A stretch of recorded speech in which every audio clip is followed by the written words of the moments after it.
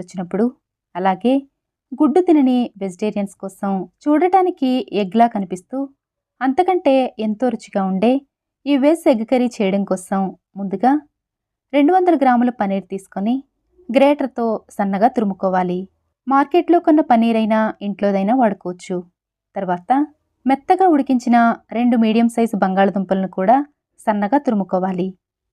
తర్వాత ఈ తురుములో పావు స్పూను ఉప్పు వేసి చాలా మెత్తగా అస్సలు పలుకులు లేకుండా చేత్తో బాగా మ్యాష్ చేసుకోవాలి. ఇప్పుడు ఇందులో నుండి గుడ్డు పైన ఉండే వైట్ పార్ట్ కోసం ముప్పావు వంతు, అలాగే లోపల ఉండే ఎల్లో పార్ట్ కోసం పావు వంతు సపరేట్ చేసుకోవాలి.